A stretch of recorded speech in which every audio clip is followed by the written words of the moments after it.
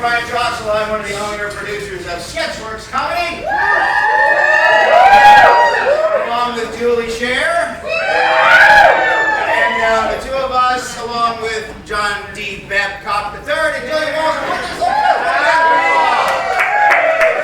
happy you can make it. Now, we've been, the four of us have been working on this thing for months. Never produce. Hashtag never produce. You are correct. We've been working on this for months, ever since that fateful day when John Babcock came up to us and said, hey, you know, it'd be a great idea. Why don't we do a sketch comedy festival? Just how he said it. Just how you said it. So that's a great idea. So we've been working on this thing for a month. We're so happy how it came out. Somebody once said that anything worth doing like this is a marathon, not a sprint. And that was certainly true in this case. And tonight's the end of the marathon. We're at the finish line. And the four of us are feeling, not like the winners of the marathon. Not even like, the top place, the medal winners. We're like, occasionally, like a living marathon, somebody snaps their leg. But they're determined to finish. Waiting to get to the Olympics, we've been doing this for years. And so everybody's like, oh my God, it's so sad watching them go. But on the inside, they're like, hurry the fuck up and get to the finish line, will you? This is us. It's like, yay, we finally made it to the end of the ATL SketchFest. Which gives me a nice segue to what I like to call the gratuitous plug. Yes. Woo! Everybody loves that. Where's your plug? We want to see it. Next weekend, October 4th and 5th, Sketchworks Comedy will be doing our 80s themed show, the Sketchfest Club. We did it in May. Everybody loved it. So if you missed it in May, come see it next weekend. It's at the Atlanta Cuban Club in Doraville, Georgia. You can get tickets at sketchworkscomedy.com over the show. I'm in that show. I'm in the show. Very funny. Yeah, very funny. I'm in that. In 2 weeks, here at Pulp. Where's that? Here at Pulp. Attack of the Giant Leeches. A comedic version of the 1959 classic Roger Corman film.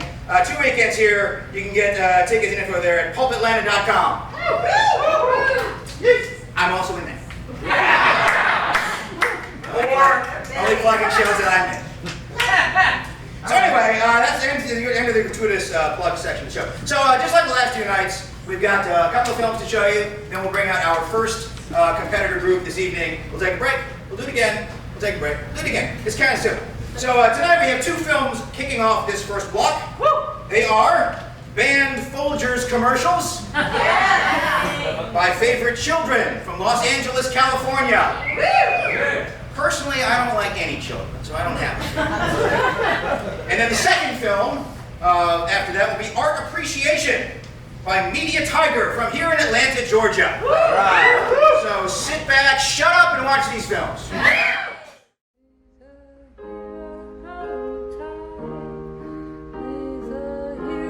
Folgers, aroma roasted coffee made from mountain-grown beans, richly roasted and finely ground, piping hot through a tube into your butt. The best part of waking up is Folgers in your butt. Folgers, coffee enema.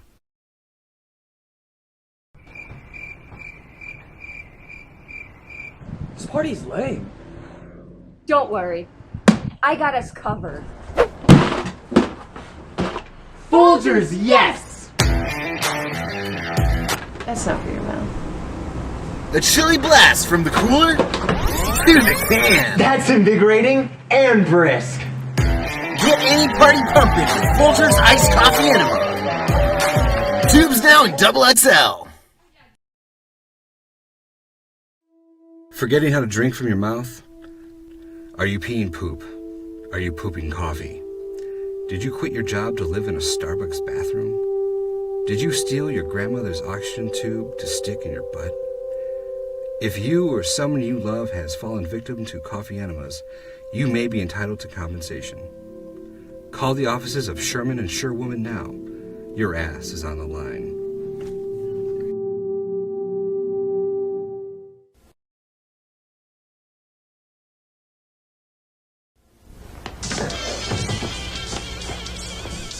Who gave you this? Where'd you find that? It was in your school bag. It's not mine. Then why do you have it? I'm just holding it for a friend. Where'd you learn how to do this? I learned it from watching you. Parents who use an enema to drink coffee will have children who use an enema to drink coffee. This is your butt. This is coffee. This is your butt on coffee. Any questions? Tastes like ass.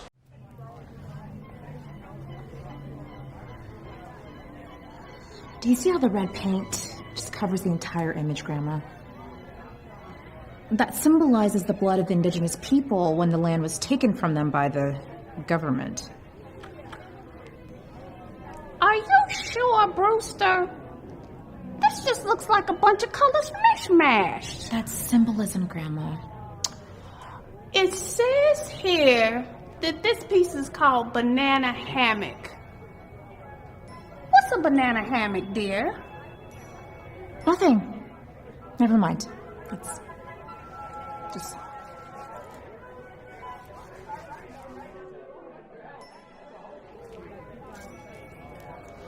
Oh, look at this one, sweetie.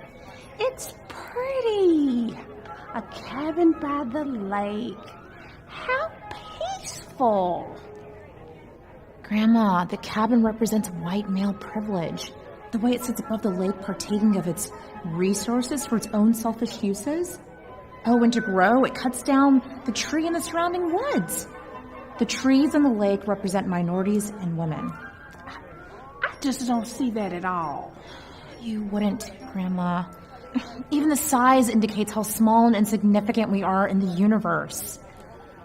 I think you're reading too much into these, honey.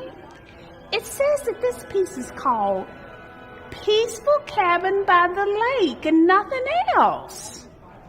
Whatever. What's this piece over here? It's just solid blue.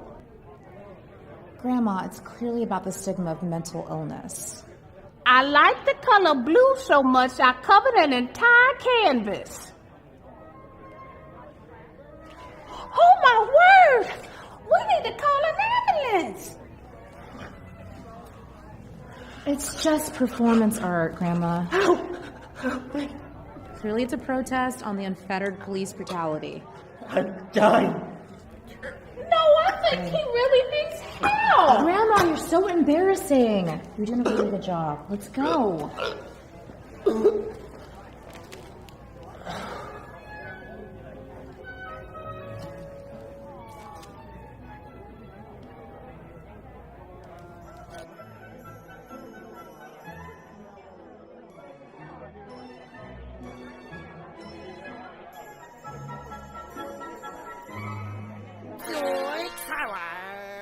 Hey, those were good, weren't they?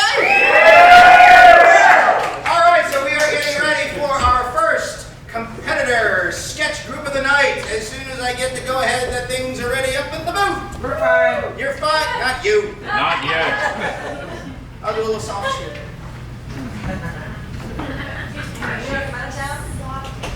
Yeah, hey, Jillian, teach me how to banter.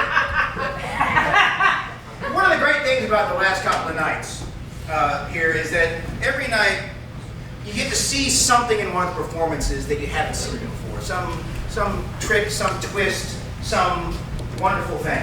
How we doing today? And one of the great things about our first group tonight is you're going to see something that nobody's ever seen before because this is their first time performing. Ladies and gentlemen, from right here in Atlanta, Georgia, give it up for the Scene Shop!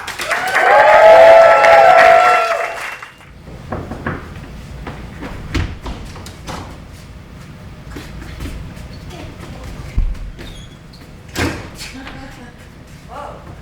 Sweet house sitting gig you got. Who'd you say lives here? John Wick. The John Wick? The guy who... Yes, that's the problem. What problem? I killed his goldfish. Whoa. Okay, he murdered like 300 people when someone killed his dog. Yeah, but I mean, it's just a fish, right? And it was an accident. It looked hungry, and... We have a problem.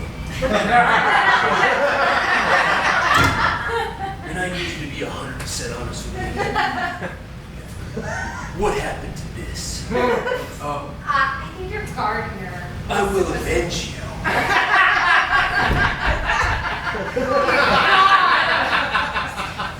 Why did you invite me here? Because I don't want to die. You have to help me get out of here. I don't know what you was doing.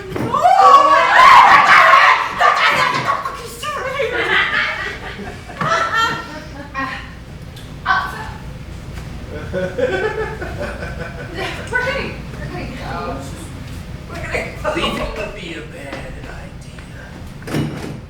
I haven't paid you yet. Let me go grab my checkbook.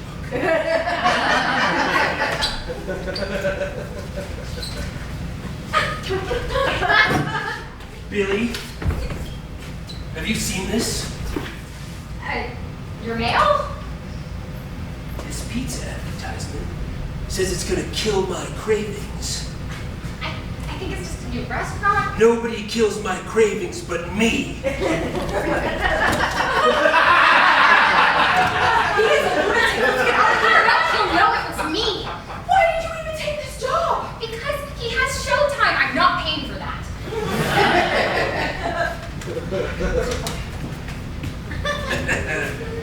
Billy, you should have seen it. There was so much blood. I used this roly slicey thing to cut the pizza man's face off. Needless to say, my cravings are safe. For now. Let me make sure I pay you 1 second. You can just PayPal me out. We're just gonna... Hold on. Is my fish dead? Who did this? Who killed my fish? It was... If You killed that fish. You killed that fish, John Wick.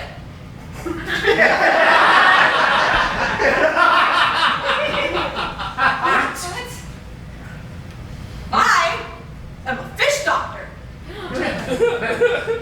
And that fish was put in too small of a tank. It was a death sentence from the minute its fins touched the water.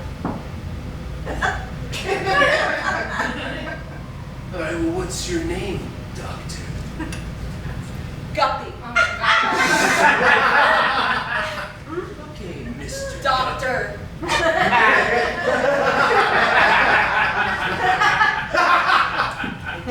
Dr. Guppy.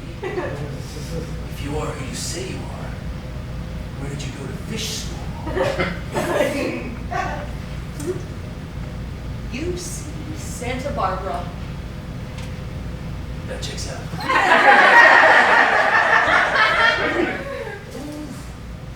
I'm sorry, but you are responsible for your fish's death. I'm so sorry. It's okay, Jonathan.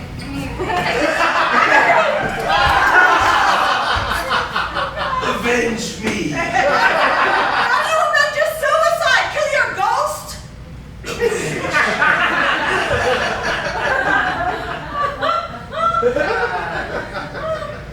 Do you want to watch Showtime? Are you kidding? Netflix.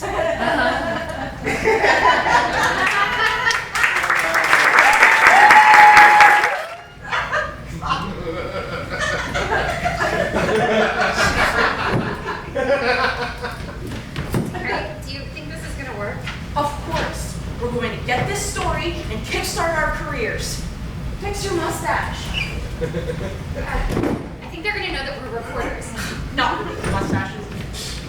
Good evening, gentlemen. Welcome to White Guy Stuff. Thank you. Thank you. Yes. Thank you. Gentlemen, I don't mean to be rude here, but are you sure you belong? Because we don't allow women in this establishment. Actually. That was a perfect actually. Yeah. Very good. My homie and I are new to your establishment. Could you go over the menu for us? Homie. Homie. Like I went over your mom last night?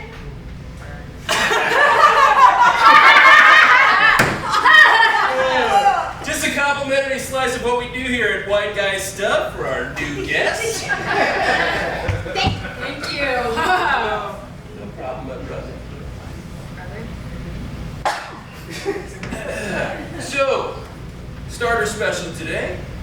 We have 2005 Your Mom jokes. It was a little bit of a dry year, but our chefs have aged special ones in-house with a little extra nostalgia. Noise. For our second course, we're going to be wearing shorts with way too many pockets and driving a lifted Jeep, but never actually going off-road with it. Women drive lifted Jeeps without actually going. Well pointed out, yes, that's true. Our lifted Jeeps, however, have badass stickers and light bars everywhere. Sweet! Yeah. Sweet! Fucking A, guys. And for our main course this evening, we're going to be correcting one another about assault rifle facts in the wake of a mass shooting. We have the 223 versus the 556 corrections, clip versus magazine, or assault versus Armalite rifle. Sweet. Hey, is there like something wrong with your bro here? He's not being a good home to you right now. Oh, no, he's fine. Aren't you, Jeff? Jeff? You know, he might seem confused because he fucked your mom.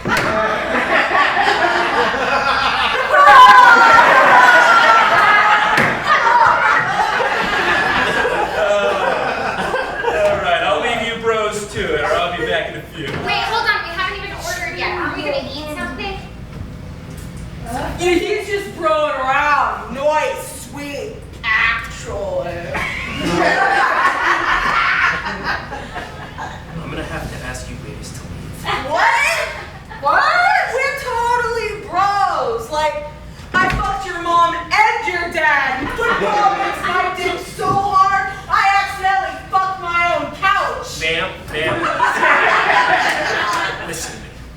You seem super cool, and anytime out of here, I'd be totally down to bro out with you guys. The white guy stuff is a sacred establishment that will let you to leave. Oh, right. Come on, Janice. I don't get it. How did he know? Because they don't order. They all eat crap quality burgers and drink IPAs. You know, a real bro would know that. It's true. Come on. We really need this story. Can't you let two hard-working women do their jobs? Does that sound like white guy stuff to you?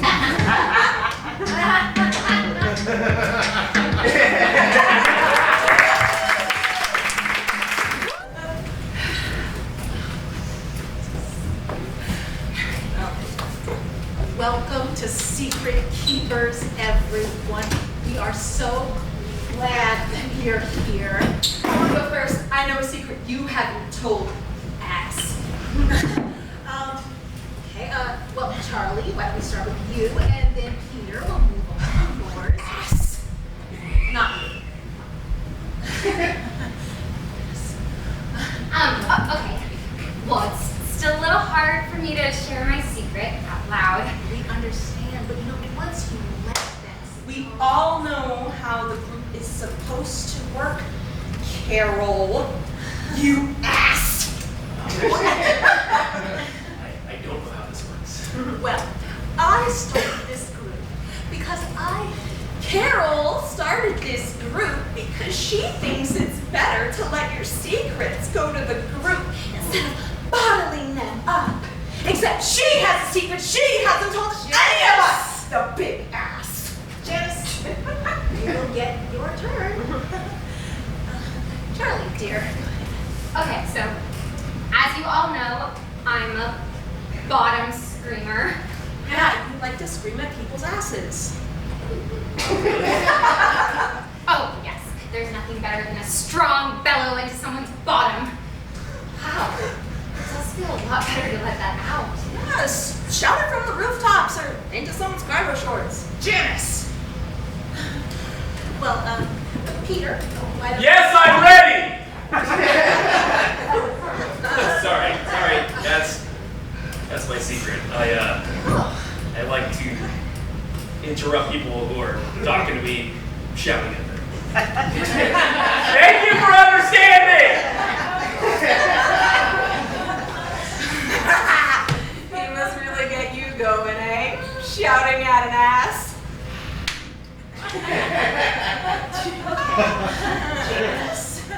Since you've been so patient, why don't you let your secret go to the group? She doesn't have any secrets! Janice, that's not your secret. No, that doesn't matter. You started this group based on trust between people who have secrets, except you don't have any. You ass! Well, isn't not having a secret? Not if you didn't tell a group!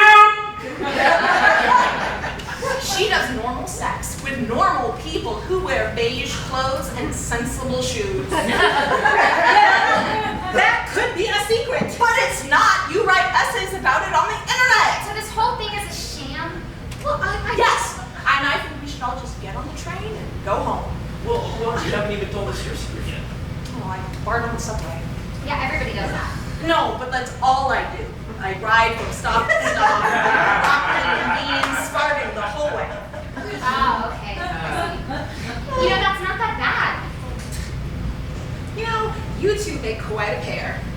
One of you shouting into her bottoms and the other one yelling at hers.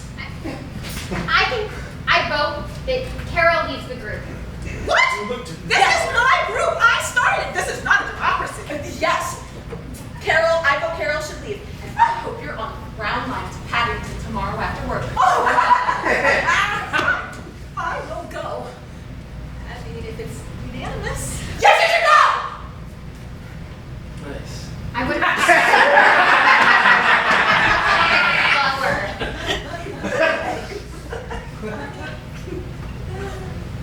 I eat socks.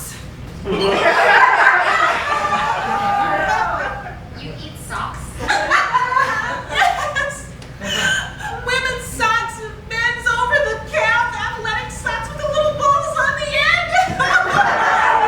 At least one a day. I've never told anyone. Oh, there. Doesn't it feel good, though, to finally let your secret go to the group that can truly understand you?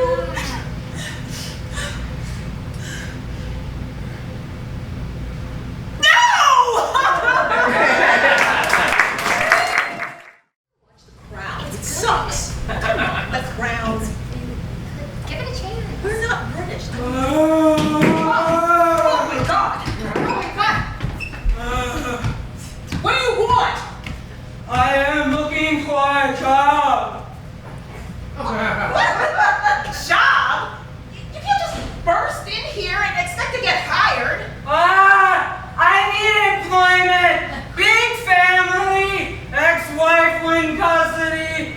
Lawyers.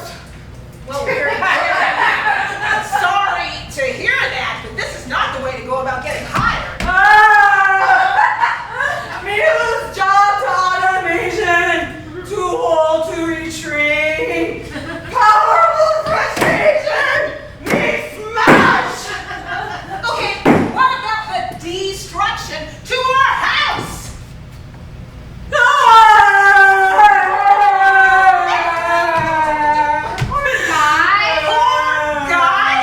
Can't you see he's in pain? Don't be so insensitive. Excuse me, Mr. Monster. Yes. Why don't you show Bill here your resume? He's very good. I am not career counseling a monster that just tore our house in half.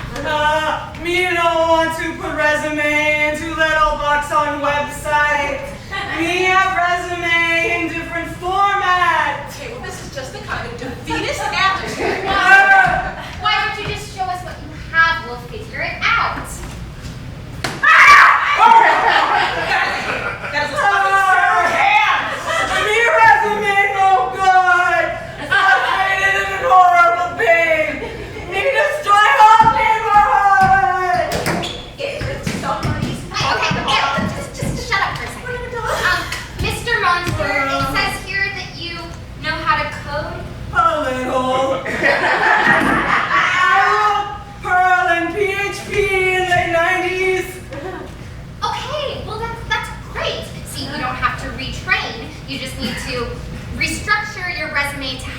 your coding skills instead of dismemberment.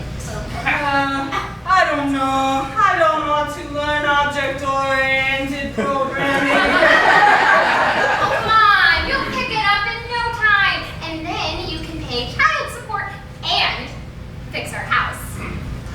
Oh, do you think I could work for internet startup? I want Mac laptop and free cappuccinos. Yeah, I guess. I mean, an internet startup will hire anyone that can code. Oh, I'm so excited. Thank you, nice lady. Thank you. And man who would be very easy to dismember. Okay, well, you just, send me your email resume on a Word doc. What's the matter?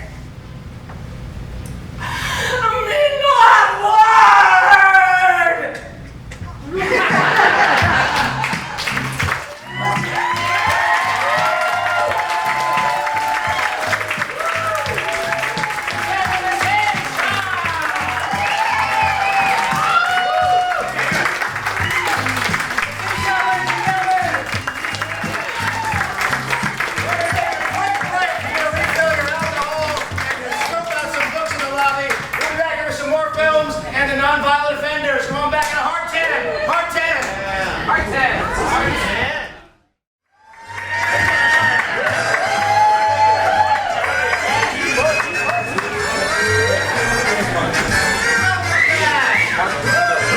Round 2 of the closing night of the ATL SketchFest. Yeah! It's up next year.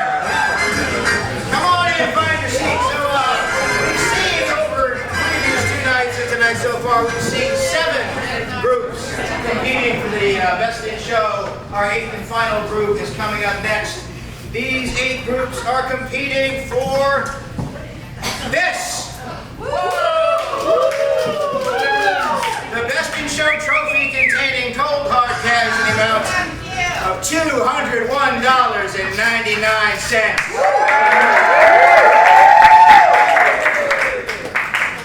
Now I've done the math on this, and $201.99 will buy you exactly 26 minutes and 56 seconds of legal fees.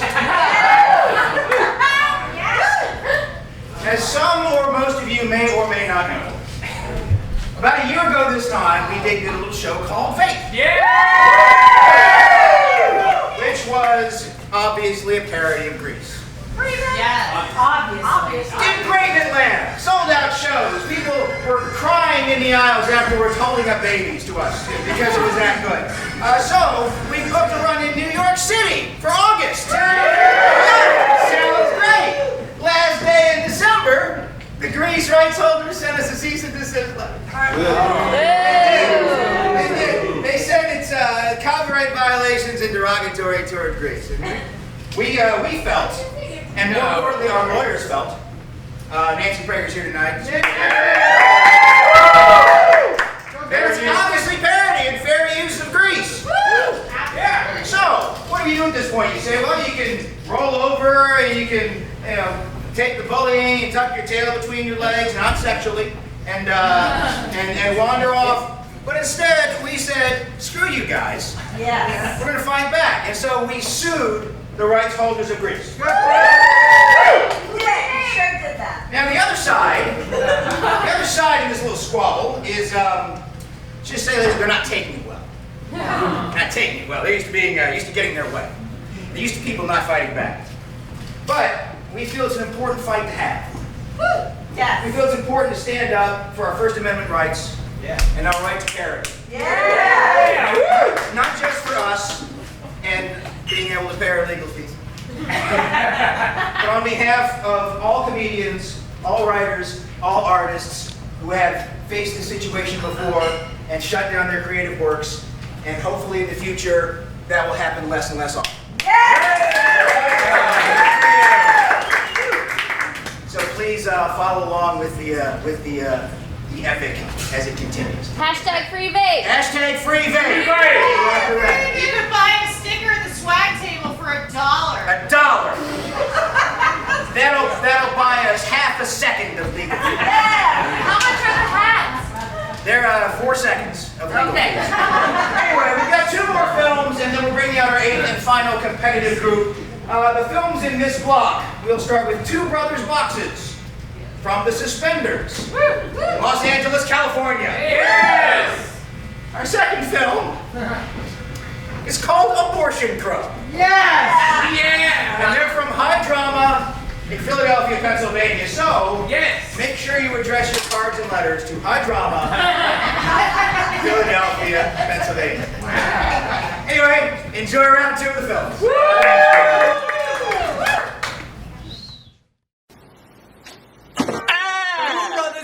Two Brothers Boxing. How's it going? I'm Mikey Boxing. This is my dumb fuck brother, Oopsie. Has this ever happened to you? What the fuck are you doing, Oopsie? What the fuck are you talking about?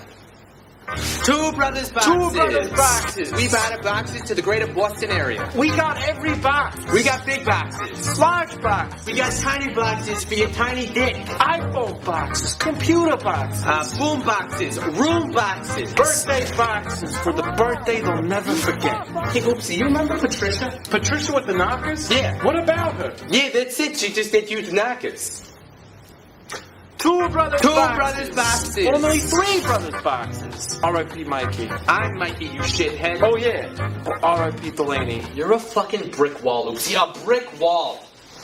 Two Brothers Boxes. Located at the warehouse. Oh, shit, Mikey, I didn't get a warehouse. You what? I just forgot to get one. You forgot to get the fucking... Are you fucking kidding me, Oopsie? No!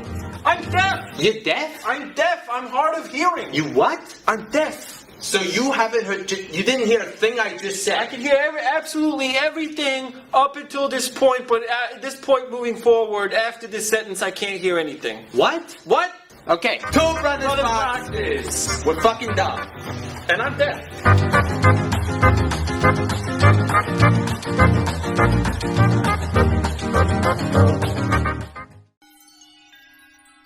Wow, Daddy, that was a good story. It sure was, honey. Now have a good night, okay? Mwah. Daddy, I have a question. Sure, honey. What was your question? Where do babies come from? More of a mommy question, honey, but sure, Daddy can field that one. When a mommy and daddy love each other very much, they call their friend the stork. You know, the stork, a big bird with a big beak and wings, and flies on down from heaven with a big blanket in his beak. That blanket has a baby in it. And he flies on down to the front doorstep of Mommy and Daddy, just drops that baby right on the doorstep, knocks on the door with his beak, and you know what? Mommy and Daddy get a baby. Oh, cause I found a book at school today, and it had all different kinds of things that could happen to babies, and so I just had a couple more questions about that. What was that question? What's an abortion? That's a loaded question, honey. But, sure, yeah, Daddy can field that one. So, sometimes when the stork is flying on down from heaven, the abortion crow, he sees it. Not a big fan of the stork. So, before the stork can get too far out of heaven, he comes flying on up and just smacks that baby right out of the stork's beak. And, well, unfortunately for Mommy and Daddy, they do not get that baby anymore. But why does it hit the stork right as it leaves heaven? Well, that's because the late-term abortion albatross is not allowed to help out anymore. Who's the late-term abortion albatross? Any other questions, honey? Yeah. What's a stillborn? Hey, so that is when the stillborn penguin, you know, sometimes he gets the memo instead of the stork. It's all confused, and he shows up at the doorstep of Mommy and Daddy. Instead of a baby, he just brings a chunk of ice. Why does he bring ice and not a baby? Well, it's a very cold climate where the penguin lives. So instead of a baby, he brings a chunk of ice. Stillborn ice. Stillborn ice. I'm a bad father. What's a cesarean section? Sure, honey. That is when the Caesarean sparrows, honey, they're really nice guys. They can, they take notice of when the stork is flying way too fast out of heaven, just gaining too much momentum. And, sometimes that stork gets it wrapped right up in his beak. That blanket has trouble getting the baby out. So those Caesarean sparrows, they just come flying on up and use their sharp beaks, and they rip open the blanket, and they're really nice guys. They help get that baby right on out of there. That makes sense. Yeah, it does make sense, honey, but then the blanket gets all tattered and ruined, and, well, Eddie doesn't really like to look at that blanket anymore. That's sad. It is pretty sad, honey. Daddy, I have one more question. Make it quick. Even daddies need their sleep, or at least some time to cry in the shower. The book also said something about how the daddy's sperm comes into the mom. Let's not make that gesture. Okay. And a baby grows in her belly for 9 months, and then it comes out the birth canal. So, where do the birds factor into that? Did you know where babies come from this entire time? Were you trying to screw with Daddy? Yeah, the librarian said it'd be funnier if I asked you the questions first. And it was. I can't wait to tell all the kids at school about the abortion crow. Daddy, can I have an abortion crow themed birthday party this year? It'd be so cool.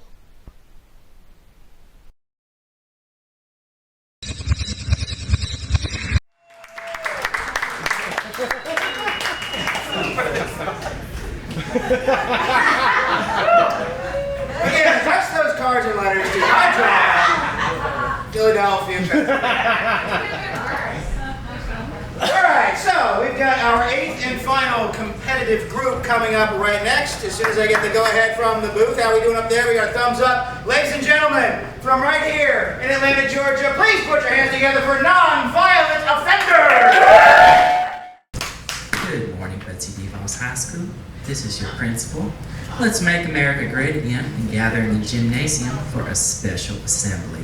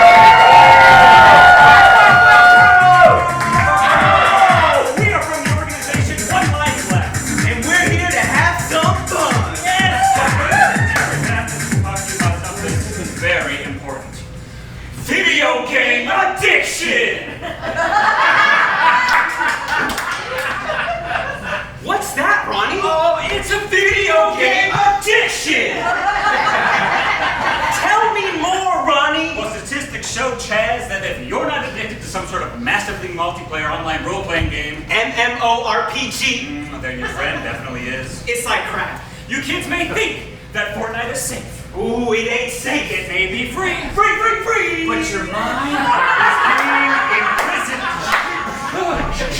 What? Oh no, you're in a prison! And in the wake of recent school shootings, Trump told us to do something about it. That's right. That's right. That's why I'm here today. To warn you about the dangers of violent video games before one of you upper-class white kids goes postal in real life. IRL, baby. So I have to get real with you and talk about how video game addiction affected me. Guys, listen up. You see, back in the day, we didn't have Minecraft. We didn't have Fortnite. We had something called the World of Warcraft. Or as the cool kids called it, WoW. Wow! See, I was never a gamer back then, but sure I had the occasional Mario Kart at a friend's house. Banana peels! And it wasn't until... Chaz, those are dangerous, man. It wasn't until I was studying for a junior year final exam and my friend said, hey, you should try WoW instead. Wow! I mean, you had the dungeons, dungeons, you had the swords, you had the dragons. You were hooked. Oh, I was absolutely hooked, Chaz. You see, while I would pureed the massively multiplayer online role-playing game into a form consumable by the layperson, the same way that Fortnite and Minecraft do today. Pureed, guys. And like many of you addicts, I started isolating myself. I started failing my classes. Oh, no. I grew a neck beard. Neck beard. Good, neck beard. You know, but I learned to kick my habits. And here's how you can kick yours. Listen up, guys. 1, put down that controller. Just drop it. Just put it down. 2, reach out to a friend. Go you up. And 3, ask him where you can buy some drugs. Wait, what? That's it. We got dime bags for everybody.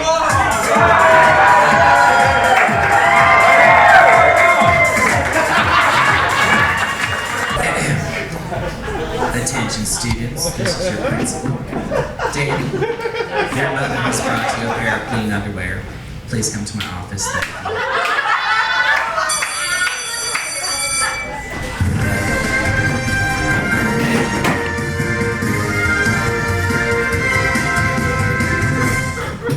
Good morning, Betsy DeVos High School. I'm Jacob Harris. And coming to you live from AV Room 2, I'm Madeline St. Clair, and this is Second Period News.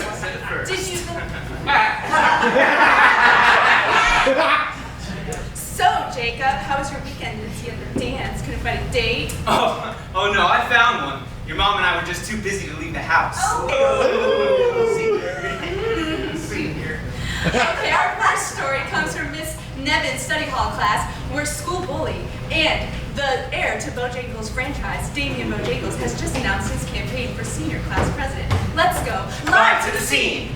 These foreign exchange students are crowding our halls in the cafeteria, they're jumping our lines, and I think they should just go back to where they came from. Don't even get me started on that second period fake news. They're a bunch of losers and phonies. I say, let's make Betsy DeVos High School great again. Damien Bojangles will be running against junior class incumbent Mackenzie Long John Silvers. Maddie, didn't you run for vice president last year and lose to Mackenzie? That must have hurt. Does it hurt more than you being the cause of your parents' divorce? Next in, breaking news coming from our freshman gym class where Jordan Thompson is live from the scene. Jordan, what's going on? Thank you, Jacob. I'm standing outside the freshman fitness test where Calvin Miller has projectile vomited all over the field, head cheerleader Sophie Johnson, and myself. It's disgusting. Jordan, could you tell us what could have possibly made Calvin sick? It remains to be seen, but Damien Bojangles' tainted chicken biscuits are seen as lucky culprit. Jordan, can you tell us how bad it looks for Calvin? Health-wise, he should be fine. Hey, where is this loser? But, 2 to 3 weeks of social isolation. Oh no, Damien, please! No, Reggie! No! But hey, that's not all bad. Finally someone for you to eat lunch with, right, Maddie? I already sit with someone. Oh? And who would that be? Ava Grace. Did somebody say my name? Hey, Ava! No, nothing. It's nothing. Don't worry about it. Ava Grace, I had no idea you and Maddie here were friends. Who's Maddie? Oh. That's so funny. You're so funny, Ava. You're so funny. You're hilarious. I have Can fun you doing stand-up. Can you just go on with the traffic report? Okay, so following Damien's rally, there is vomit everywhere. So be especially cautious near the intersection of the junior and sophomore hallway. And how about peak lunch break hours?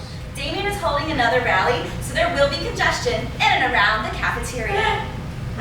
Oh, and the parking lot after school. Expect parking lot congestion as students gather for a fight between Damien Bojangles and Jacob Harris.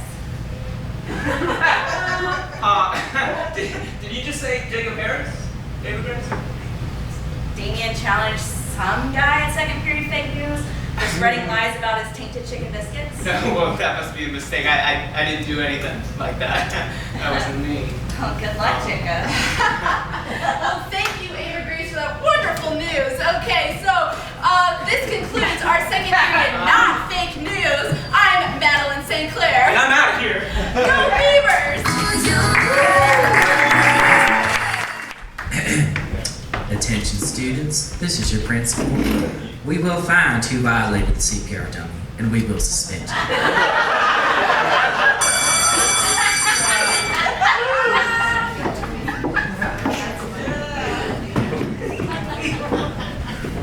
The Teacher's Lounge presents actual write-ups of Malachi Carter. In my French class, Malachi saw Tatem gesturing at him from the hallway.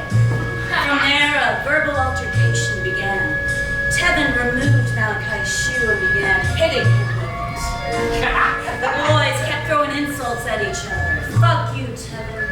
Fuck you, Tatem. Finally, the boys relented. When I asked Malachi, "What is your name?" he walked away and shouted, "I'm Malachi, bitch, and I didn't do nothing." You can't write shit about me, so go ahead and write some shit about me.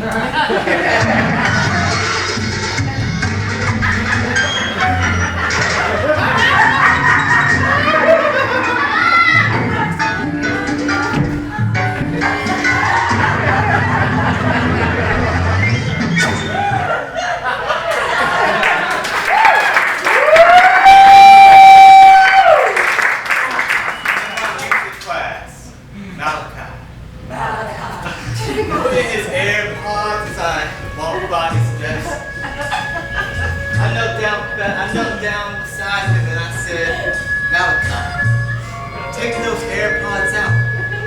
He looked at me and he said, "Fuck you."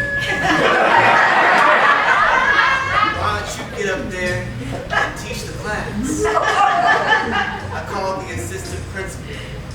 When he got there, Malachi said, "I'm Malachi, bitch. And I ain't fucking do nothing. You can't write shit about me. So go ahead and write some shit about me."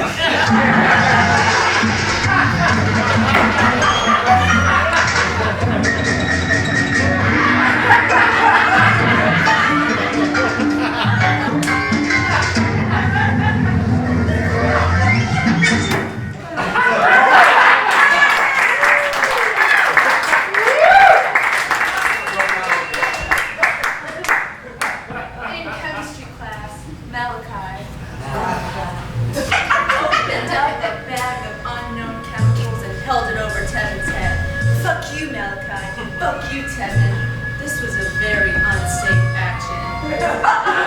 Malachi didn't know what was in that bag. When I told him to stop, he said, "I'm Malachi, bitch, and I didn't fucking do nothing. You can't write shit about me. So go ahead and write some shit about me."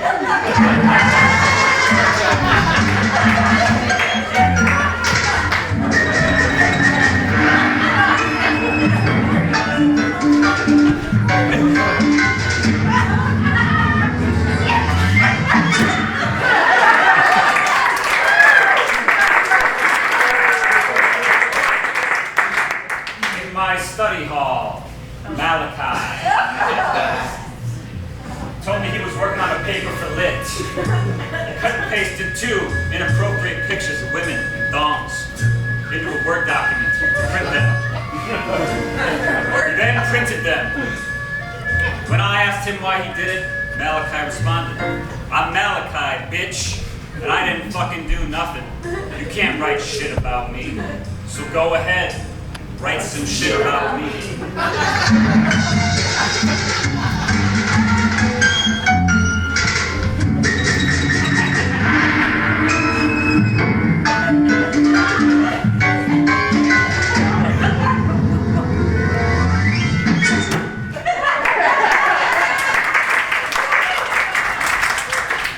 In my English class, Malachi.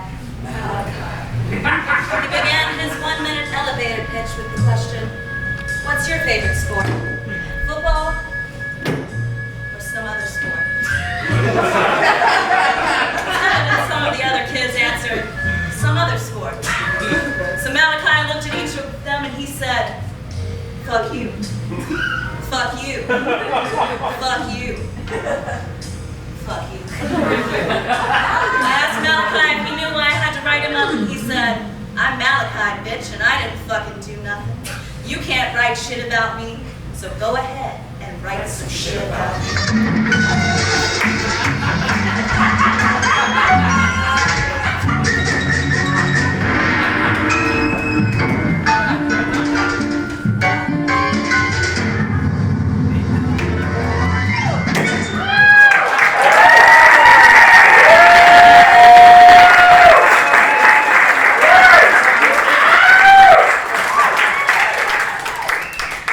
I'm Malachi, bitch, and I did fucking everything!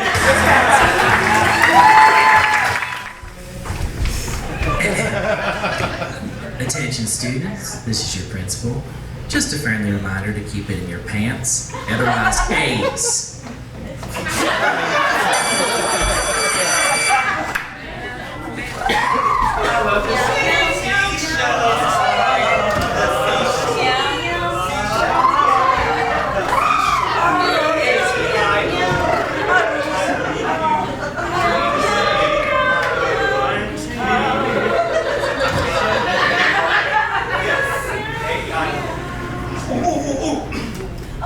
Miss Sarah Huckabee Sanders, please tell us that the spring musical is gonna be Hamilton. Knock away my shot. You know, knock away my shot. You know, I'm just like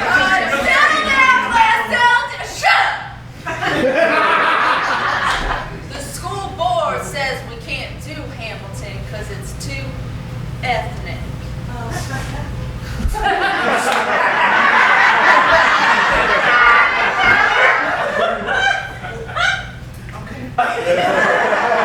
So we have to do Greece. I've done Greece 5 times in the last 7 years I've been in high school. You are the oldest high school senior I've ever seen. Not to mention there's at least 3 #MeToo incidents before intermission.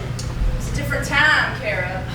And you know, Greece is a classic American treasure, so why don't we start off with some of that? All right, you take it away. And a 5, 6, 7, 8. Summer loving happened so fast. Summer loving had me a blast. Met a girl crazy for me. Met a boy cute as can be. Perfectly innocent. Summer days drifted away. Oh, up all the summer nights. Oh, well. Tell me more, tell me more. Did you get very far? No, actually, I think that's one of those #MeToo moments, Kara. Exactly. Yes, guys pushing girls' limits. Time's up on that. Yeah, but this next bit, does he have a car? That's still a good question. Because I don't know scrub.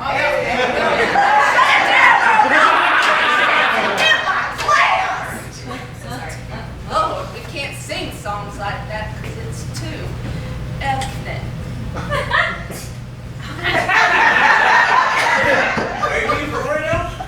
Let's jump to the refrain. And a 5, 6, 7, 8. Tell me more, tell me more. Did you put up a fight? Whoa! I don't want to reopen that Aziz Ansari debate. But his special was fire. No. All right. We'll sing Grease Lightning because it's about a classic American car. Can't go wrong there. All right, Rufus, you take it away. And a 5, 6, 7, 8. We'll get some overhead lifters and 4-barrel quads, oh yeah. Keep talking, whoa, keep talking. I feel like just cup and pro, but a oh yeah. I'll get the money, I'll get the money with the 4 feet on the floor. They'll be waiting at the door. You know it ain't no shit, we'll be getting lots of tit and grease lightning. No. Did you not hear that? The girls are gonna scream. It's a real pussy wagon. It's just locker room talk, Kara. All right. How about let's sing There Are Worse Things I Can Do. You know, Rizzo's a strong female character, blah, blah, blah. So why don't you sing it, Kara, in a 5, 6, 7, 8. There are worse things I could do than go with a boy or two. Feminist message. Press against them when we dance, make them think they stand a chance, then refuse to see it through. That's a thing I'd never do. So, Miss Huckabee Sanders, why do you refuse to acknowledge this is a misogynistic play? Honestly, Kara, with the cudgets, the school, we just can't afford props and costumes, okay? I have a question. No. I have a question. What is it? Why are you a racist? Next question. No more further questions. Attention, this is your principal. Due to budget cuts, driver's ed will now be taught on a riding lawnmower. Thank you.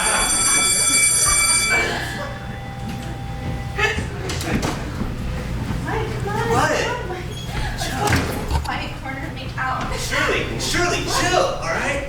We're gonna find a nice, safe, and quiet corner to make out. But we gotta make sure we don't get caught by that creepy hall monitor dude. Hall monitor dude, are you seriously scared of some pimple-faced runt with a sash? Hell no, come here, girl.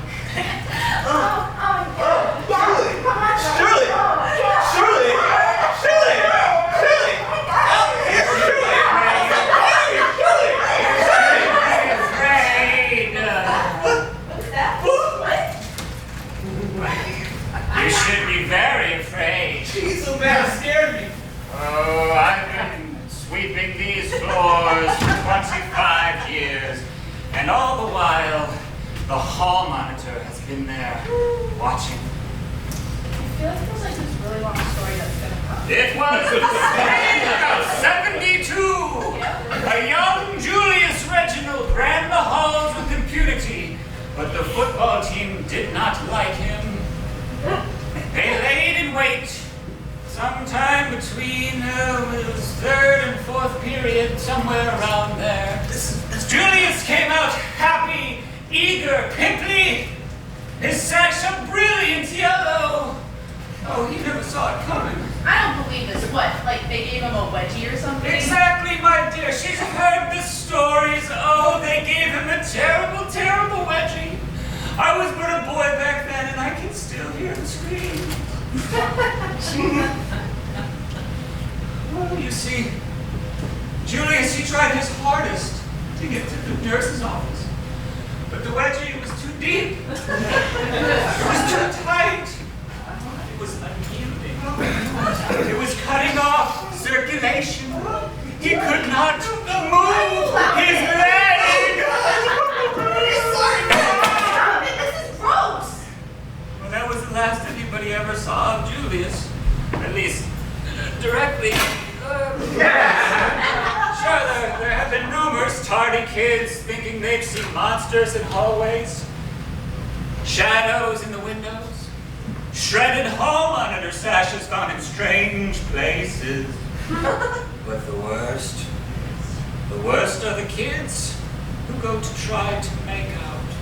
Sure, it's us. Oh my god. You know what? They get wedgies too or something? Oh, Julius will give you a wedgie like you would not believe.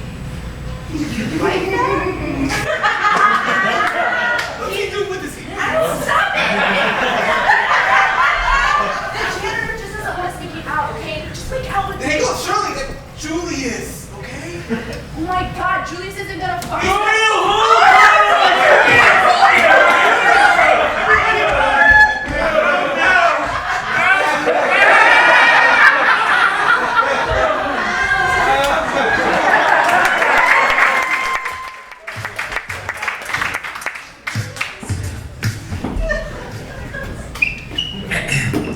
Attention teachers, please come to my office to collect your government-issued firearm. Please do not take them home and use them on your spouse. Thank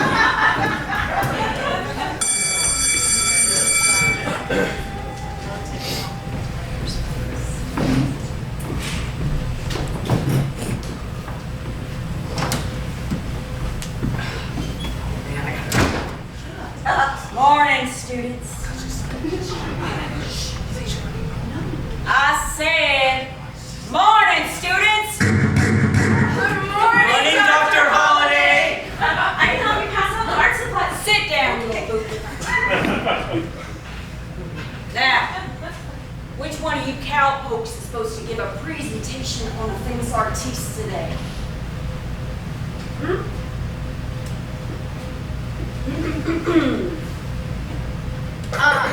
It's me, but I'm not prepared. Well then, you better be prepared to dance.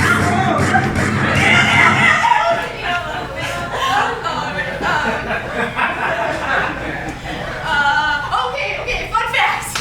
Picasso carried around a gun and threatened people that criticized his work. It's funny, because he was just shooting blanks. Picasso shooting blanks? That's not funny, because he was known to have at least 3 baby mamas. Well. It's Billy, the kid, who's always late for class. It's 2 minutes past high noon and it appears that you ain't got a ton of rest. Who are you supposed to be? Jessie from Toy Story? I'ma give you to the count of 3 to get that ton of pass. You know how to use that thing? I do not. But just because I ain't adequately learned how to use this here thing, doesn't mean I ain't gonna use it. 1 dose. Okay, alright, chill, alright? I'm gonna go back to the bathroom and finish my business in there.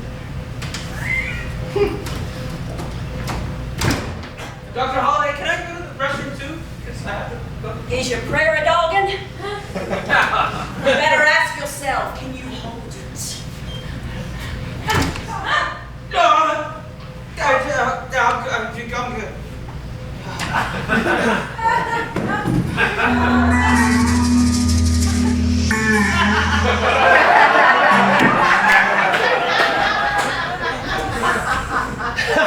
Why, Coach Ringo, you look like somebody just walked over your grave, like a silly ghost. What in tarnation is that pile of mess in the gym? Now you see here, you fickle-headed bottom feeder, that pile of mess is art. We got us an art opening tonight. Well, it looks like a dime's worth of dog meat, and it don't belong in my gym. Well, there ain't nowhere else in these here parts to have us an art exhibition. Yeah, Doc, that's because there's only room for 1 extracurricular in this school.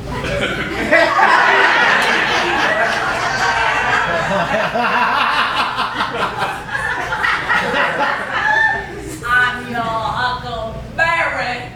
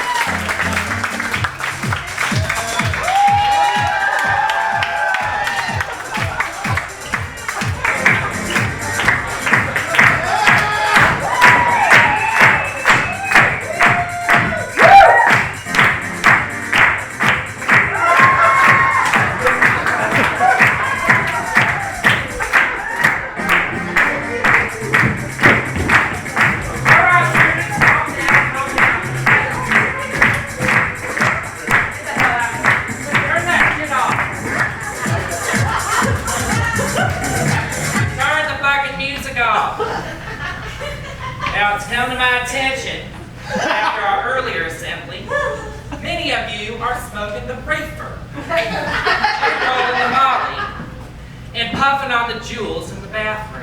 Go eat shit, you four-eyed turd! I swear to God, I'll come down there and kick your pet little ass. Now, with the Facebooks, and the Twittering, and the Instagrander, has certainly changed since back in my day. Yo, fuck yourself, okay? Kate, you pussy! Malachi, I swear to God, if you're not my stepson, I will drop kick you into next semester. Now, our school's drama club has teamed up with the DARE program to show y'all how to not do drugs and still be cool. Give it up for the Betsy Depos players, everybody.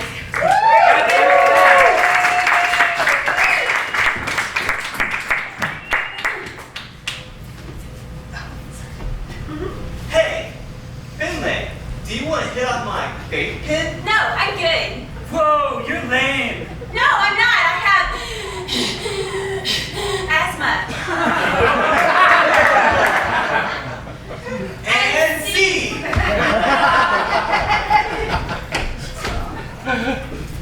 Hey, Riker, you want to huff up this paint can? It'll make you feel out of this world.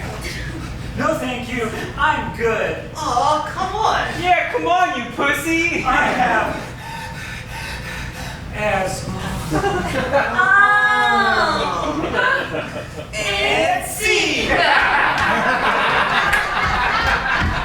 Hey guys, do you want to commit murder? No. You're supposed to say, do you want to do blow? Hey, do you want to blow me? Do blow! That's not what you said. You did not say that. Asthma.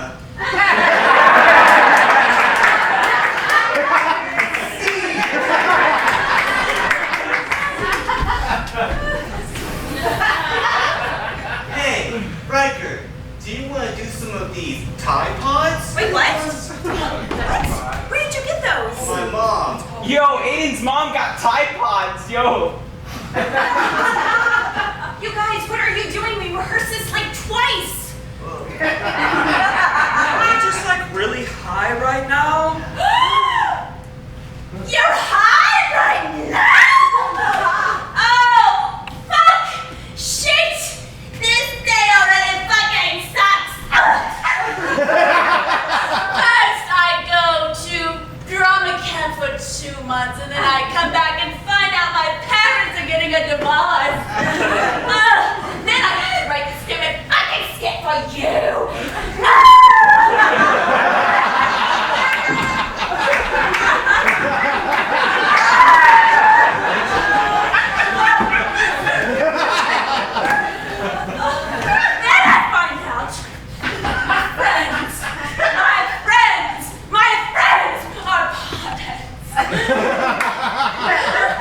Actually, they're Tide Pods, so we're Tide Pod heads. I can't work like this.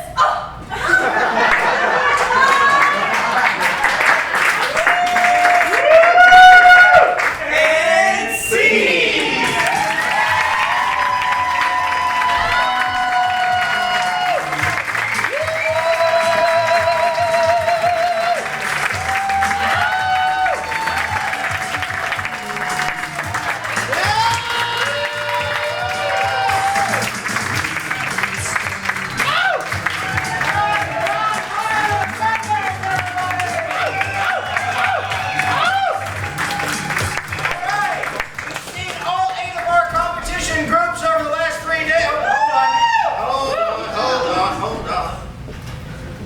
I just got an email from our lawyer, Nancy Tigre, here tonight. Apparently because of the grease sketch in that last set, we've been given a cease and desist order from the rest of the ATL SketchFest.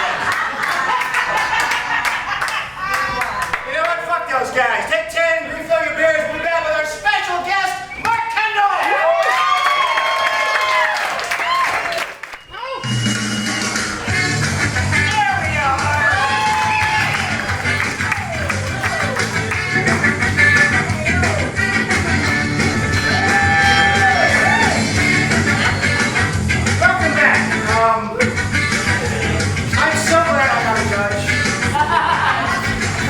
Difficult. All 8 groups were really fantastic. And here's how the judging works out real quickly. Each of our 4 judges put in their first, second, and third choices for the last 3 nights. First place 5 points, second place 3 points, third place 1 point. Tally up the points, total it up. Winner has the most points. Pretty simple. And we'll announce the winners after our special guest. in all sincerity, those of us who organized this thing, me and Jules and Babs and Jillian, it wasn't really until literally 8 o'clock in the evening on Thursday. Until then, we didn't know whether this was going to be a shit-in-the-bed fiasco or whether this was going to be a success. And I'm so pleasantly surprised. The last 3 nights have been amazing. The crowds have been great. So thank you.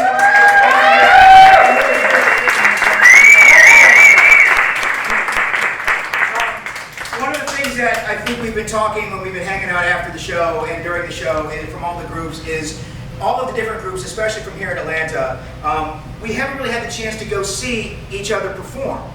And so these last 3 nights, we've all been able to watch, you know, our fellow sketch comedy folks here in town. We've gotten to meet some new folks, and so that's been a great experience for all of us. I think it's going to make us all better as an Atlanta sketch comedy.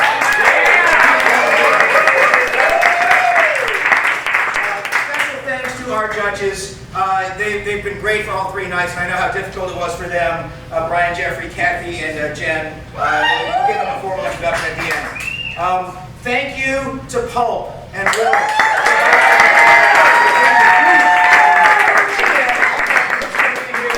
For the last 3 days, and the best way you all out there can show your thanks is to buy some fucking books. Buy some goddamn books. They're not out there for looking at, they're for buying. Don't just browse through them and put them back on the shelf. Buy a fucking book. Done, right? And finally, and most importantly, thanks to the 4 of us for putting this thing up. All right, for the last time in the inaugural ATL SketchFest, we've got 2 more films, and then we have our special guest. First up is Real Talk Tinder by the Real Talk Sketch Group from here in Atlanta. Following that, saving our spot for last, A Dangerous Game by Sketchworks Comedy, written by Kathy Poley.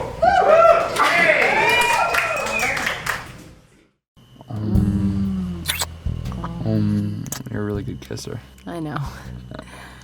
Oh, wait, I need to take a photo of this so people know what a good time I'm having. Yeah, tight. Otherwise, it's not like it even happened. Right. Nice. What'd you think about my nudes I sent you earlier? My nudes. I never got them. Then again, I get a lot of dick pics. I mean, just look. Oh, God. Yeah. That's just my work email. Wow. A lot of unwanted dicks. So many. But let me check my work computer. Yeah, nice. Check my spam. Oh, there you are. Wow. Tone down the creamy whiteness of this photo, and you look pretty good. See? That doesn't look like me at all. I'm gonna airdrop this to you for your next date. Okay. What? Sorry. Here's my dick pic. I like to give it a personal touch.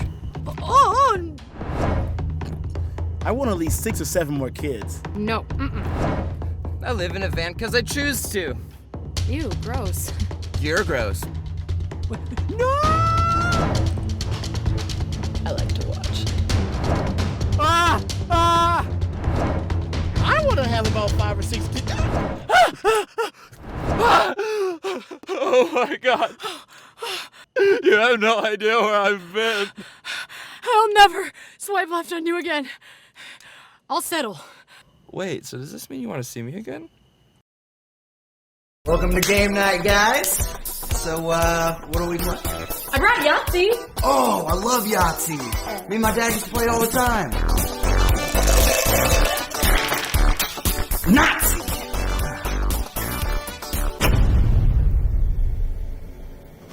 What? You just yelled Nazi. Yeah, so?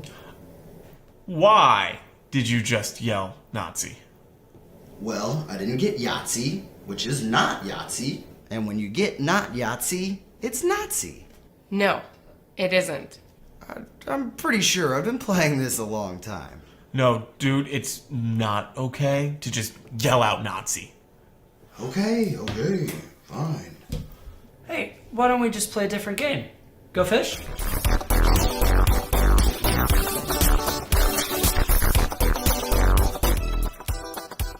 Michael, do you have any 9s? 9! 9! I have a 9! What the hell are you doing? What the fuck, dude? I have a 9. You don't see anything wrong with that particular gesture? No, I have a 9, so I raised my hand. In a Nazi salute. No, this is how my dad taught me to raise my hand. Where'd you grow up? East Berlin? No, I was just born there, but I moved to Argentina as a kid. Well, I think we should call it. Game night was a bad idea. Oh, come on, guys. I have other games. Axis and Allies. Concentration. Pin the tail on the Jew.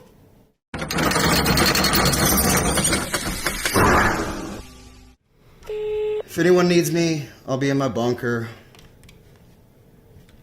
Alone.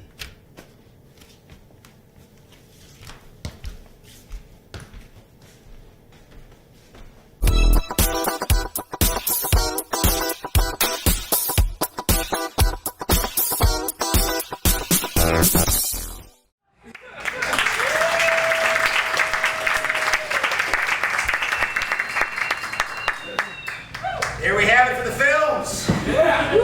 Now, we have a special treat for y'all. Our special guest headliner, I'm sure everybody in this room knows him and has seen him before. He's not only a really funny person, one of the funniest persons I've ever met, he's also a genuinely nice guy. He's the 2019 Reader's Choice for Best Comedian in Creative Loafing.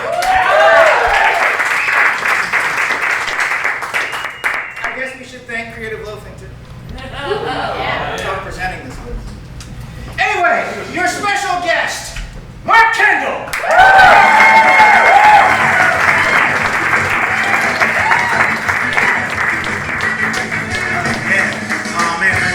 Y'all keep going with Brian, y'all, this is very fun. Yeah, all the sketch acts, all the videos have been shown. You know, give it up for Atlanta, you know what I'm saying? Give it up for Atlanta. Yeah. Y'all know Atlanta, you know what I'm saying? Y'all know that, cause y'all know how Atlanta be like traffic, you know what I'm saying? Atlanta be like that, you know what I'm saying? Atlanta be like Peachtree Street, you know what I'm saying? But then like a couple blocks over Atlanta be like West Peachtree Street, you know what I'm saying? But then Atlanta be like Peachtree Battle, you know what I'm saying? Then Atlanta also be like Peachtree Corners, you know? Atlanta got like Old Peachtree Road, and then Atlanta got like New Peachtree Road, you know what I'm saying?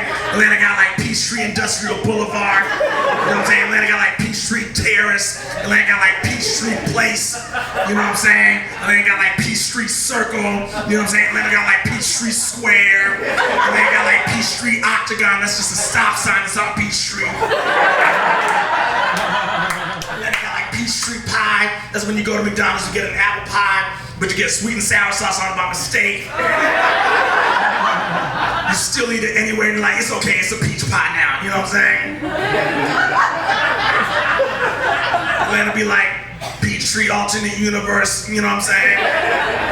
Where you actually did get to major in English instead of engineering, you know what I'm saying? You married your first love, Debbie, y'all had 5 kids and you found a way to balance family life and your professional life. You released many novels, you know what I'm saying?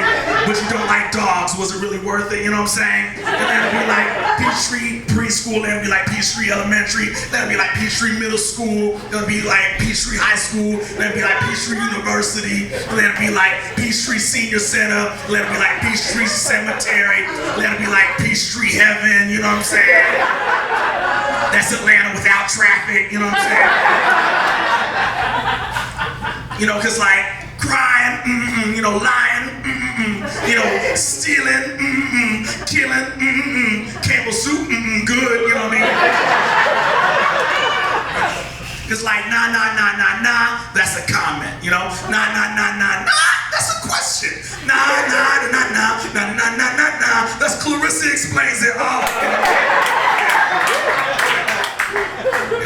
I want to do a magic trick for y'all right now. That's okay. For this magic trick to work, though, I need a $1 bill from a white man. All right.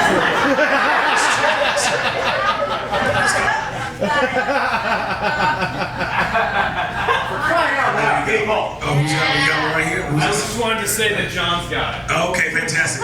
All right, cool. So I'm gonna take this $1 bill, all right, from this white man. I'm gonna fold it up, I'm gonna put it in my pocket and I'm gonna keep it there, and voila, I call it reparations. You know what I'm saying? Only $3.9 trillion to go. You know what I'm saying? So yeah, no, I like rap music a lot. Y'all like hip hop. I like rap. Yeah. So, okay, some y'all did not. No, it's fine if you don't. I like rap music. I like hip hop. My favorite part of the hip hop song, though, is the very beginning of the song. Simply because it sounds like the rapper is trapped in the dark, you know? And it sounds like the rapper is trying to find his friends, you know? So it'll be like, yo, this is Jay-Z, where everybody at? For real, somebody like, holla if you hear me, you know? Somebody put your hands up, it is all black everything in here. Kanye, you a fool for this one, ha ha ha. You know, east side, west side, north side, south side, the brother just needs some coordinates, you know.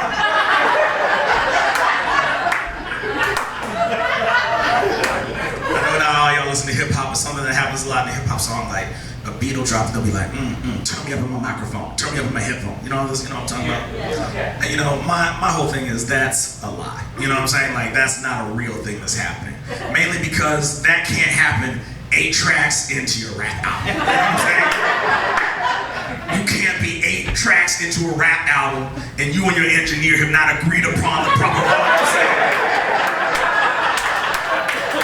someone's not telling the truth, you know? There's incompetence at that level, you know what I'm saying? 8 tracks in. Yeah. No, but I like rap a lot. I want to do an impression, actually, if I can. Yeah, okay, cool, appreciate it. I'm going to do an impression of my favorite rapper, Andre 3000, all right? Yeah, performing his hit song, Hey Y'all, all right? But while he's performing the song, unfortunately, he becomes a white supremacist, okay? And then he tries to get women to join his cause, all right? I realize that's a lot of steps, so I'm going to repeat myself. So that we're all on the same page, all right? I'm going to do an impression of my favorite rapper, Andre 3000, performing his hit song, Hey Y'all. But while he's performing the song, he becomes a white supremacist, unfortunately, you know what I'm saying? And then he tries to get women to join his cause, okay? Alright, now fellas, tell me, what's cool than being cool? Ice cold! Alright.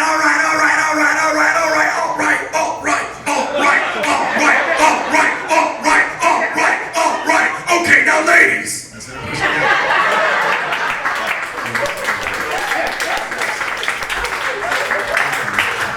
Staying on that hip-hop train or whatever, this is my next impression. This is an impression of a DJ who's also a detective, all right? And sometimes he has to do both jobs at the same time.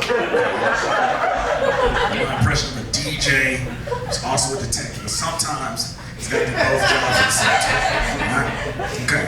It's like, all right, everybody put your hands up. Put your hands up. Now keep them up in the air if you were on West 3rd Street last night between 9:07 and 9:15. You got a medium build and you have a vendetta against Pizza Hut, all right?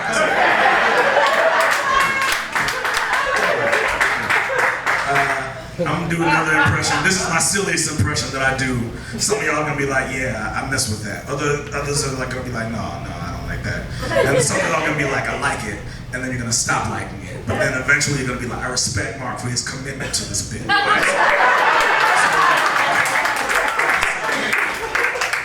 So this next impression, this is an impression of a Game of Thrones character singing the lyrics to the Cupid Shuffle. Okay? An impression of a Game of Thrones character singing the lyrics to the Cupid Shuffle. Okay? Down, down, do your dance, do your dance, do your dance. Down, down, do your dance, do your dance. To the left, to the left, to the left, to the left, to the right, to the right, to the right, to the right, to the king of the north, to the king of the north, to the king of the north, to the king of the north, to the king of the north, to the king of the north, to the king of the north, to the king of the north, to the king of the north, to the king of the north, to the king of the north, to the king of the north, to the king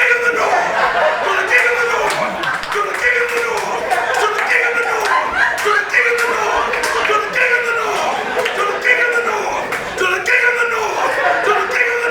To the king of the north, to the king of the north, to the king of the north, to the king of the north, to the king of the north, to the king of the north,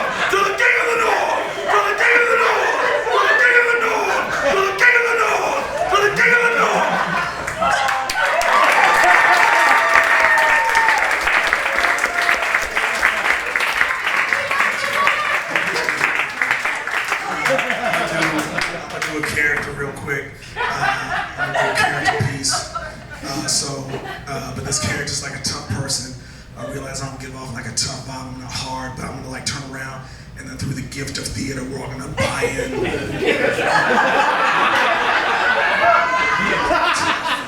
so that's what's gonna happen. All right, so that's what we're gonna do. All right, listen up, people. It's finally happened. The Atlanta Braves have moved to Cobb County, all right? And in a crazy turn of events, they have finally built MARTA trains straight to the new stadium, all right? Now, historically, Cobb County has restricted MARTA from spreading to the area, but no more. So you know what this means. We are finally taking black crime to Cobb County. It's been a long time coming, but a change has come.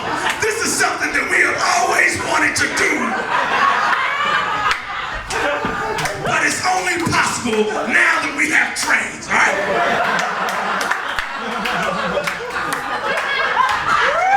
So now we're gonna go over the plan for our very first robbery, all right? We're all meeting up tomorrow at 5 Points MARTA Station at 8 a.m. Everyone is buying their own breeze cars inside, goddammit.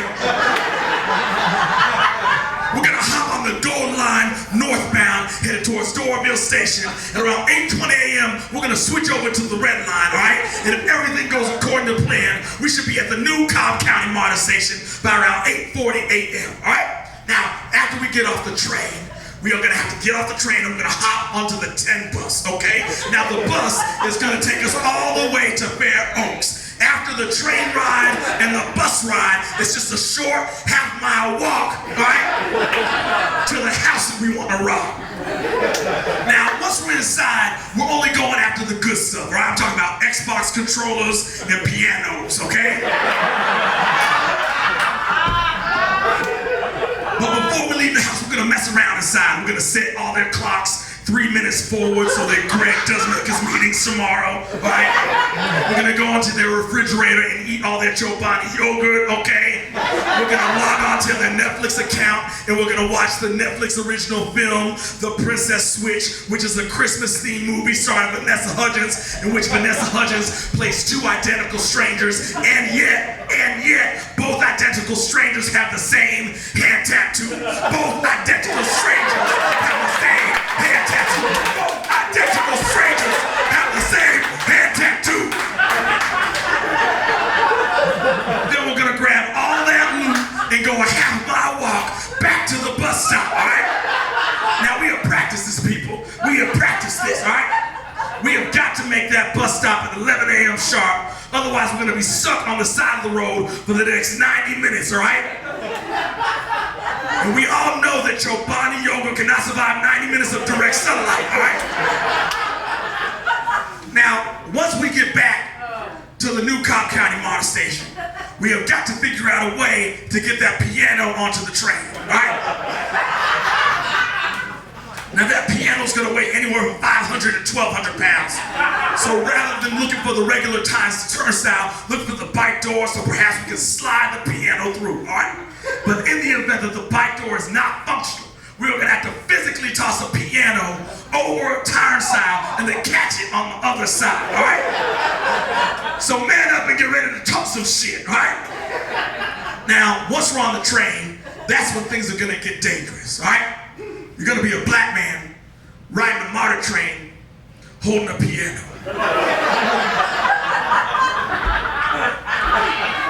So be prepared for someone to walk up to you and ask you, "Excuse me, sir, are you Stevie Wonder?"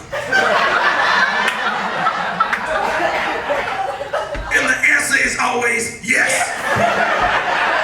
That's that characterization.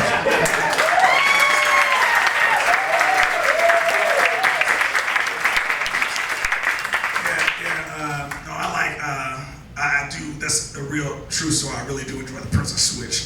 I've seen that movie no fewer than 3 times.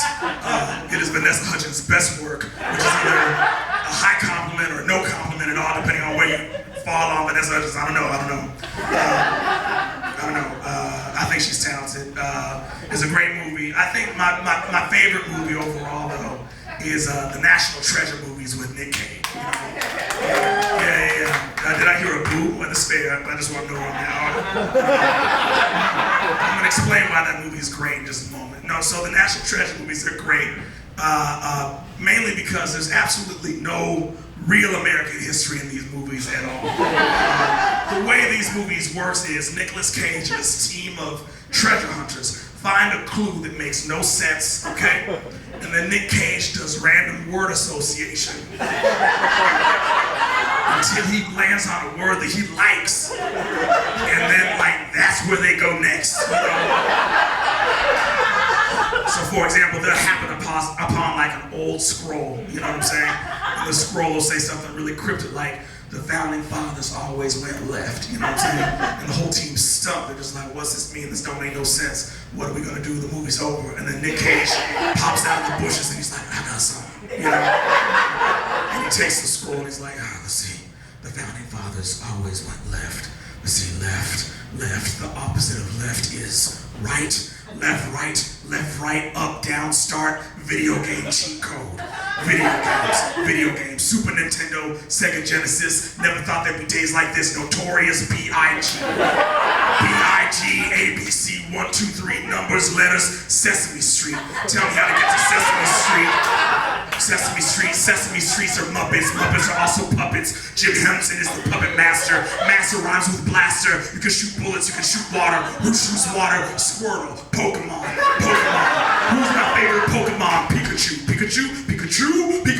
You, Soldier Boy, Superman, Soldier Boy, crank that, wires, wheels, Industrial Revolution, London, we gotta go to England, y'all. That's how it works.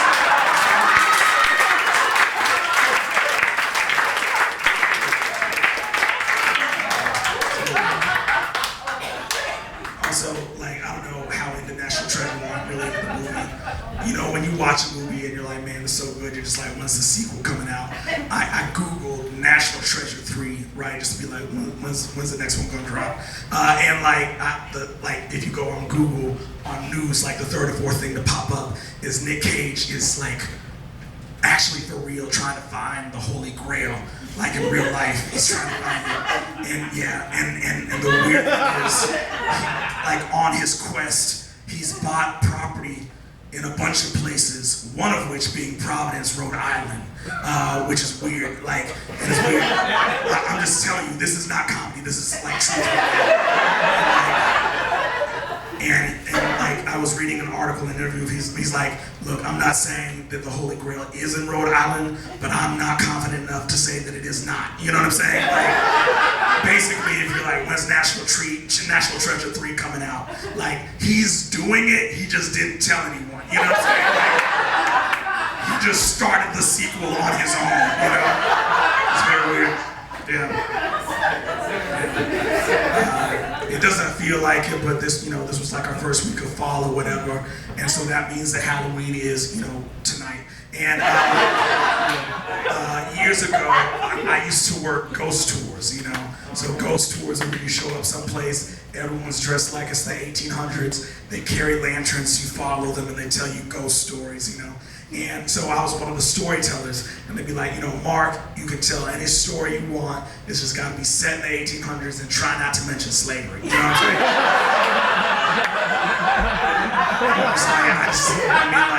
We're telling scary stories, I don't know, that's the scariest thing that comes to me. Like Harriet Tubman leading runaway slaves, that's the best ghost story of all time. Like people are working and then they ghosted. That's the whole thing. Like the Underground Railroad, that's the best ghost tour of all time as far as I'm concerned. You know what I mean? But no, like it's really weird to try to tell a ghost story to someone and not mention slavery. Because I also forgot to mention this ghost tour that I worked was on a replica plantation. You know what I'm saying? So this is real. I mean, it was a job. And so this is. I mean, it was weird. It's so weird being on this replica plantation, follow me, everyone. I'm very tired from a long day of working on my very strenuous unpaid internship.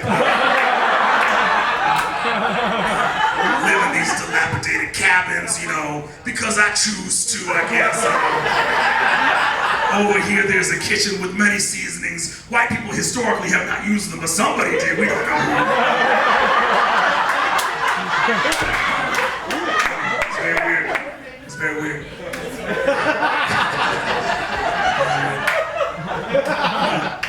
Race is like a weird thing, mainly because, like, at least for me, like, the relationship with blackness is weird just because, you know, you have like this relationship with this thing, right? But when you try to relate to black people from different generations, particularly older generations, it can be weird because they have a very different set of experiences than you do, even though you're both black, if that makes sense. Even though people see you the same. So, for example, growing up, when I was in middle school, my grandfather, he picked me up from school, and I went to a private school, meaning I went to school with white people, and he'd pick me up and he'd be like, "Hey, Mark, how they treating you at school?" Meaning like how racist was things, you know? And I'd say, you know, Grandpa, it was interesting, it was weird.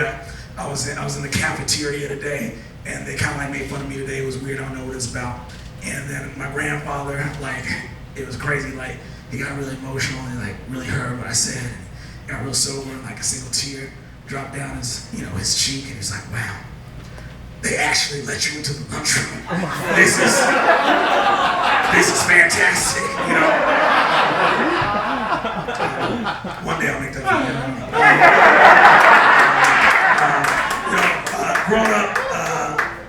Growing up in the South is interesting too, because you're surrounded by like all these Confederate monuments. The replica slave plantation that I talked about was on Stone Mountain. So like Stone Mountain is like one of the biggest like Confederate monuments of all time. I mean, it's a mountain, you know what I'm saying? And it's pretty big, you know. And so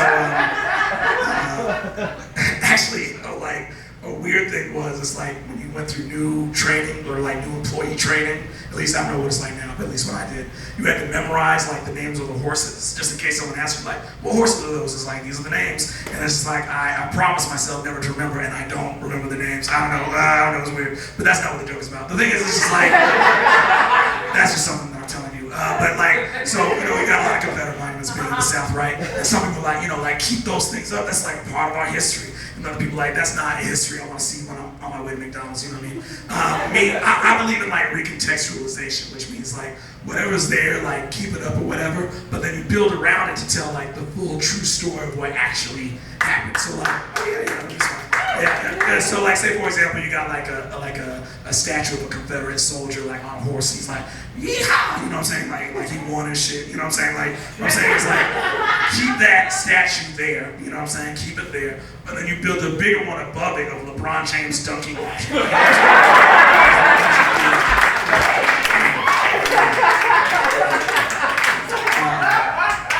want to do a character real quick. You know, it's football season or whatever, and Jay-Z's with the NFL now or whatever. And so like Jay-Z started collaborating with the NFL. I don't know what he was doing. I didn't read all the articles. But some people were like, "Oh man, this is good." Other people, "This is bad," like Jay-Z with the NFL, and people were like talking about kneeling again or whatever. So this is the character I'm gonna do. This is like inspired by like NFL and the kneeling and all that stuff. Okay, so this is the next character. Okay. All right, team. Tonight is our very first NFL game. And when the national anthem comes on, ain't nobody gonna sit or take a knee, all right? Now, I know what you might be asking yourself. "Man, we can't sit, we can't kneel, we can't march. What is the right way for a person of color to protest, all right?" And I say, we shouldn't protest at all. Now, hear me out first, all right? History shows us, all right, that the clearest path towards racial progress, all right, is when black people sit back and wait until white people are ready for it to happen, all right? I learned all about it in this beautiful documentary called The Blind Side, all right? What we need to do is we need to be smarter people. Stop saying things like institutional racism, all right? Don't you realize that to some people, that's invisible, all right? How do you expect, all right, to convince a God-fearing Christian in something that he can't even see, all right? Now, I know what you're thinking to yourself. You're thinking to yourself, "Hey, just because I'm pro-black, that doesn't mean that I'm anti-white, all right?" But here's the thing. If you go out there tonight and you take a knee during the national anthem, you're making a push for equality, all right? And to some folks, equality is anti-white, all right? And so the thing is, they feel like their power as whiteness has been threatened. Things are changing all around white people at a really fast pace, you know? The Black Panther movie came out, and not a single white person was able to audition for the role of the Black Panther. Ariel is now black. A lot of people didn't think that black people could swim until 4 weeks ago.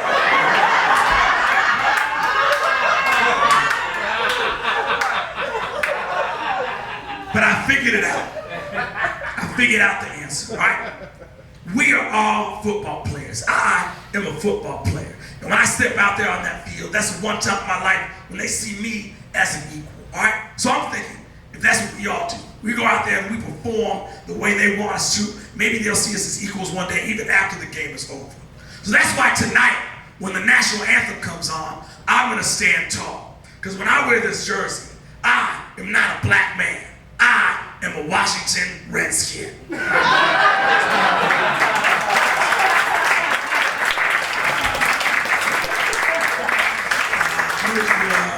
One more character, I'll leave y'all alone. Y'all look very nice.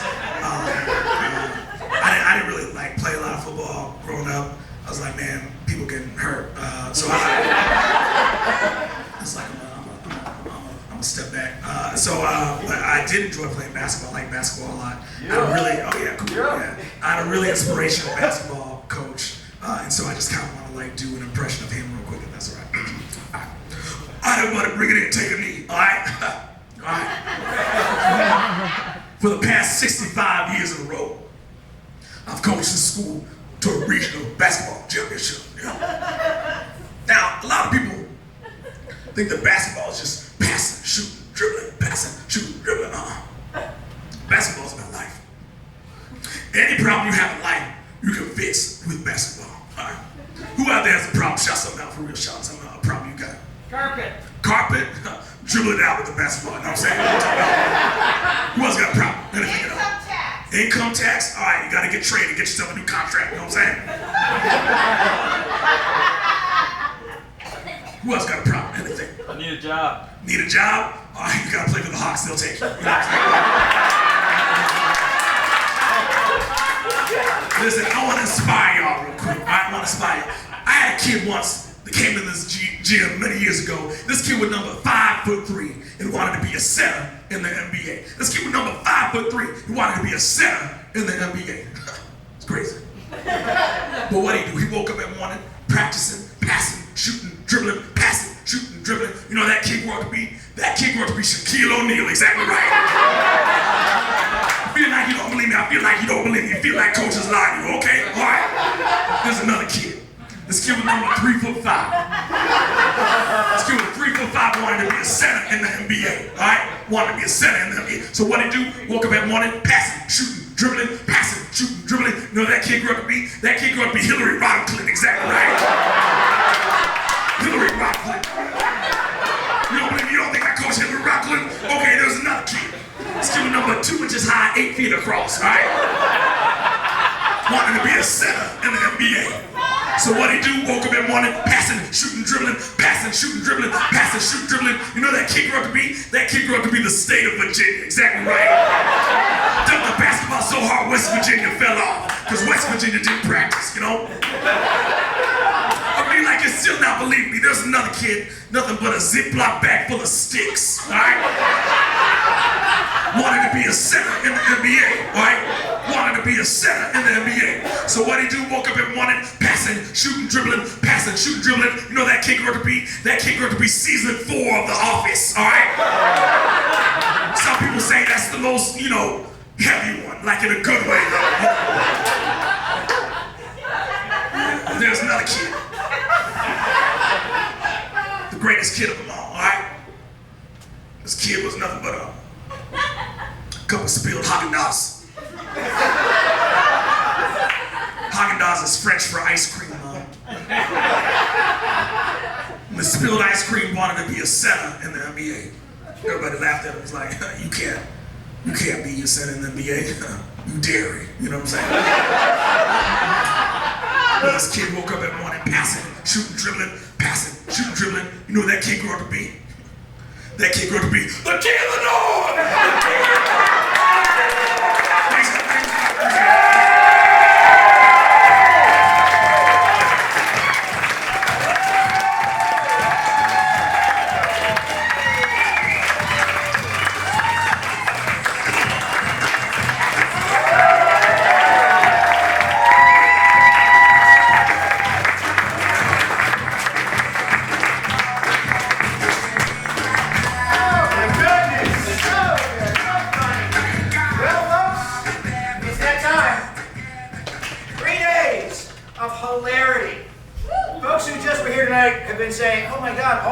nights were like this? Yes, all 3 nights were like this. So much funny stuff, top to bottom, all night long. So it's time. The judges have spoken. Let's introduce them real quick. Brian Bramer.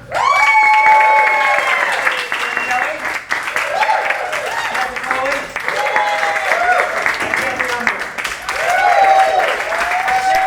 But this is more about the organizers and the judges. Just stay in the damn seats. Julie and John Babcock, come on up. You got the grand prize piggyback. Where'd Julie go? She's coming. Is she late again? This is another thing that's been constant this week. Wait.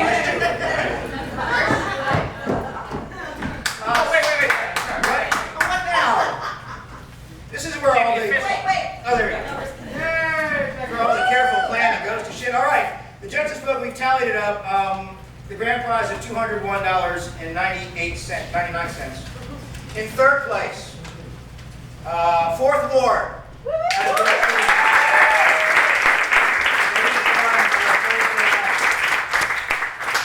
Second place, Nonviolent Offenders.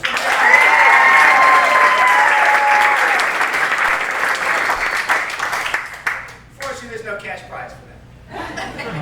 The first prize and the $201.99 goes to Unstoppable Failure.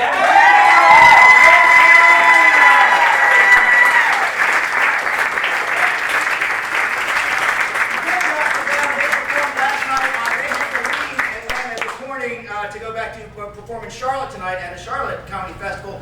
And unfortunately, they didn't read the fine print. Because if they weren't present to win, hookers and blow for the 4 of us!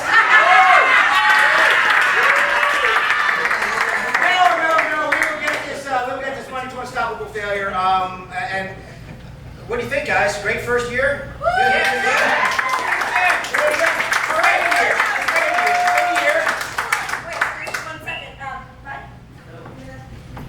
I do have something really quick I'd like to do. I'd like to present this to Brian. He just turned the big 5-0.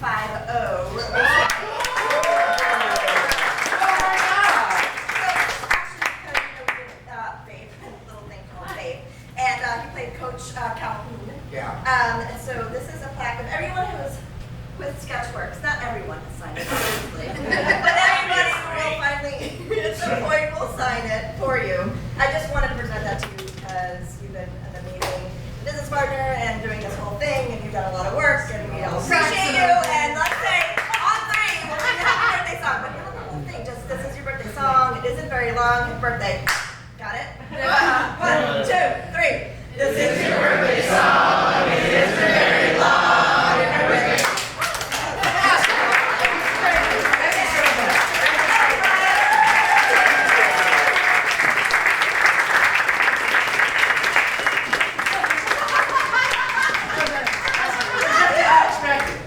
So much of this work actually makes me feel 51 now. But seriously, thank you to everybody. We write the thanks you before. It's getting late. We hope to see you all again very, very soon. We'll do this again next year. We're going to go across the street to 6 Feet Under, and we're going to drink some beers. You're all welcome to join us.